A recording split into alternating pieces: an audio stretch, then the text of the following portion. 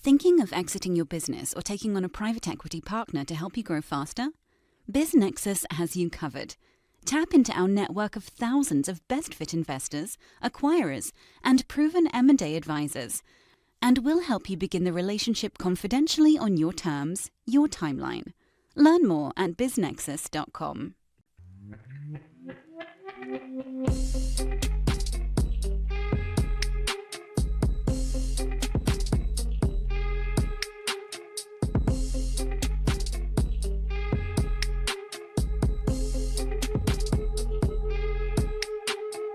Disclaimer from the always present legal team. Podcast conversations don't necessarily reflect the views of BizNexus Incorporated. Everything you hear is informational news and updates from around the industry. We're not recommending any investments. We're not offering any investment advice. Be sure to do your own homework.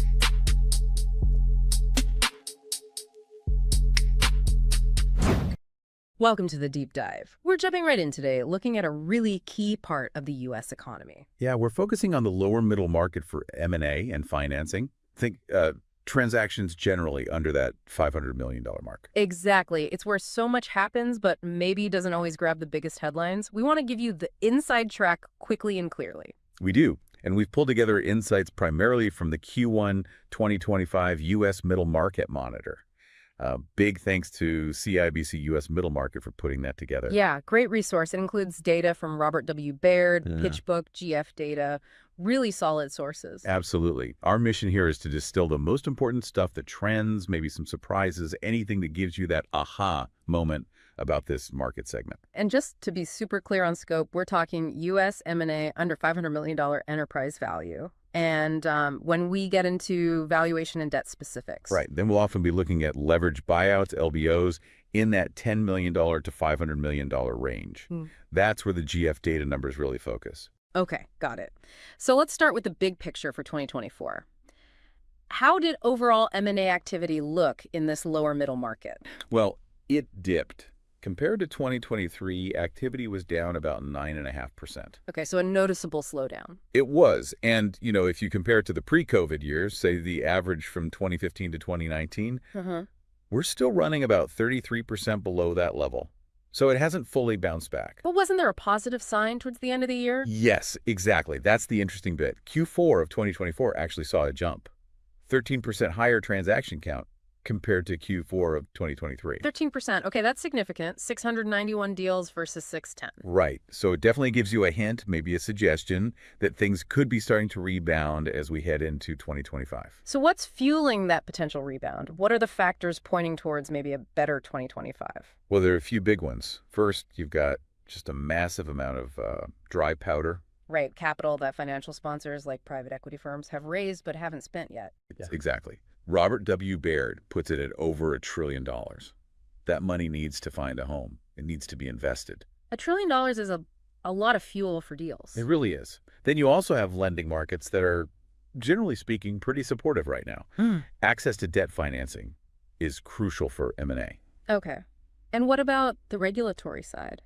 There's an anticipation, maybe hope, that the M&A regulatory environment might ease up a bit under the new administration.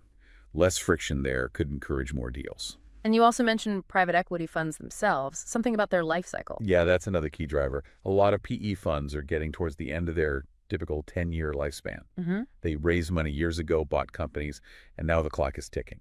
They have a backlog of portfolio companies they need to sell, to exit, to return that capital to their investors. So pressure to sell builds up. Makes sense. It does. But, you know, it's not all smooth sailing. There are definitely headwinds that could dampen things, especially early in 2025. Like what? Well, ongoing geopolitical turmoil is always a factor. Uncertainty there makes people nervous. Sure. Potential government personnel changes, funding cuts, those can ripple through the economy. And then there's the big one, the weekly, sometimes daily changes and uncertainty around global trade wars and tariffs. Right. That unpredictability must make planning difficult. Extremely. It creates a lot of caution for both buyers and sellers. Let's dig into PE exits a bit more. You said funds need to sell. How did that actually play out in 2024? It was a bit of a mixed bag, but showed signs of life. We saw a noticeable rebound starting around Q3, according to PitchBook data. Okay, but Q4? Q4's recovery was, let's say, more measured. A key reason was still those valuation gaps. Buyers and sellers just weren't always seeing eye to eye on price. That old problem. Yep. But what was really interesting in 2024 was the rise of continuation funds CVs. They hit a record level. Okay, maybe quickly explain continuation funds for listeners. Why were they so popular? Sure. So imagine a PE firm has a really great company in its portfolio, but the fund holding it is nearing its end. They don't want to sell it yet. Maybe they think it's undervalued or has more growth. Right. So they basically set up a new fund, the continuation fund, and sell the company from the old fund to this new fund.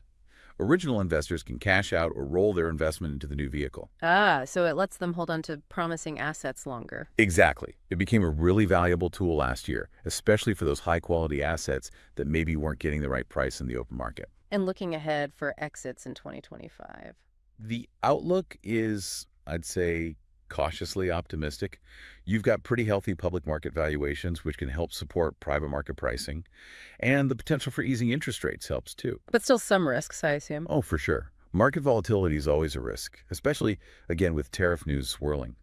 And if inflation fears really hit consumer confidence and spending, that could definitely impact exits, particularly for consumer-facing businesses. Okay, let's shift to valuations themselves. How did those hold up in the lower middle market?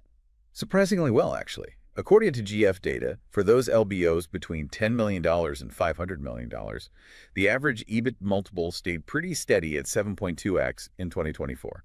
7.2 times earnings before interest, taxes, depreciation, amortization. Holding steady despite everything. Why do you think that was? Probably a combination of things. There was definitely a continued shift towards focusing on higher quality, more resilient assets, fewer, maybe speculative deals. Okay. Also, a lot of activity was in smaller deals and add-on acquisitions, which sometimes command slightly different multiples. And crucially, lenders, both direct lenders and banks, were still quite eager to put capital to work. Interesting. Especially you mentioned in manufacturing. Yeah, manufacturing actually saw its multiple tick up a bit. Lenders seemed keen on that space. So if rates do come down and credit loosens up more, could we see multiples climb? It's definitely possible, Yeah. especially for those top-tier assets. More competition and easier financing usually pushes valuations upwards. The report breaks down multiples by sector, too, for deals between $10 million and $250 million. Some interesting moves there. Yeah, quite a bit of variation. As we said, manufacturing was up slightly to 6.9x. Business services stayed pretty consistent around 7.2x. But healthcare services saw a pretty big drop, didn't it? From 8.9x down to 7.7x. It did.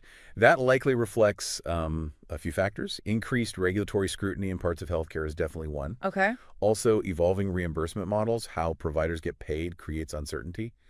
And maybe some of the boon we saw in areas like telehealth during the pandemic is cooling off a bit. Makes sense. What about other sectors? Retail actually saw a jump up to 7.4x from 6.0x the year before. Distribution dipped slightly. Media and telecom and technology both saw notable drops. Tech went from 10.2x down to 8.1x. Wow, tech really came off its highs. Reflects the broader market correction, I suppose. I think so. Uncertainty hit those growth-oriented sectors pretty hard. It shows how diverse the dynamics are within this lower middle market. Absolutely.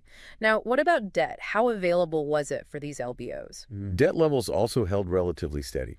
GF data shows total debt multiples averaging 3.7x EBITDA for deals under $500 million in 2024. Okay, 3.7 times. How does that compare? It's actually slightly higher than 2023, which was 3.6x, and basically right on the historical average. Why so stable given the rate hikes we saw earlier? Well, inflation started to moderate, which allowed the Fed to pause those aggressive rate hikes. That brought some stability.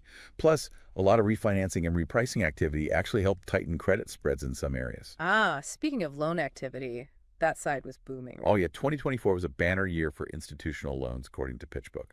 Nearly $1.4 trillion in volume. Trillion, that's huge. What was the increase? It was a 253% increase compared to 2023. Massive jump. What drove that explosion in activity? Really strong investor demand for loans was a big part of it. Credit conditions generally improved through the year, and borrowers saw opportunities. Opportunities to do what? To lower their interest costs by refinancing existing debt, or to push out their maturity dates, giving them more breathing room. We saw record repricing activity, $757 billion. Wow. And a huge amount of refinancing, $259 billion, up almost 90%. This was especially good for companies rated B-. The slightly riskier credits? Exactly. The more competitive market allowed them to potentially get better terms than they might have otherwise. LBOs and M&A contributed too, of course, but refi and repricing were massive. Any other notable loan market trends? Yeah, the so-called maturity wall, the amount of debt coming due soon, actually shrank quite a bit thanks to all that activity. And new issue spreads tightened. Oh, well. And dividend recaps flourished too. Dividend recaps, where companies borrow money to pay a dividend to their owners, often the PE firm. Precisely. $81 billion of those in 2024. So overall, a very, very active lending environment. Okay, so bringing it all together for the 2025 outlook. The report mentions cautious optimism, maybe a 10% rise in deal volume according to EY Parthenon, at least for larger M&A. Does that feeling trickle down to the lower middle market? Generally, yes, but maybe with a few extra spoonfuls of caution. The drivers are similar. Hopes for sustained economic activity, stable interest rates finally, pent-up demand. Right. And maybe those valuation gaps starting to narrow a bit. The PE sector seems particularly bullish on exits. EY thinks those could jump 16%. An ACG survey also showed most members expect more M&A activity. But what are the potential bumps in the road for 2025? Well, GDP growth is expected to slow down. EY forecasts 2.2% for 2025. It's not terrible, but it's slower. Okay. Regulatory uncertainty, even if easing eventually, can still increase due diligence timelines right now. And there's a feeling among some deal makers that there might just be fewer really high-quality businesses readily available for sale. Why is that? Some owners might be hunkering down, focusing on stabilizing their operations in the current climate rather than selling. And interestingly, some early conversations with PE partners suggest Q1 2025 actually started slower than expected, maybe down 25–30% year over year in terms of deals getting done. Okay. So definitely still some uncertainty there. And we keep coming back to tariffs. That seems like a major wild card. It absolutely is. The potential 2025 tariffs under the Trump administration are creating significant economic uncertainty. The Tax Foundation even estimated potential hits to U.S. GDP and jobs. How's that playing out in M&A specifically? It's definitely dampening activity, especially for cross-border deals where supply chains get complicated. EY's data shows it's leading to longer due diligence periods. People needing more time to figure out the potential cost impacts. Exactly. And renegotiations are happening. We're hearing about deals stalling in particularly affected industries like automotive and some types of manufacturing. Could domestically focused M&A do better? Maybe in the short term, yeah. If your suppliers and customers are all within the U.S., you're somewhat insulated.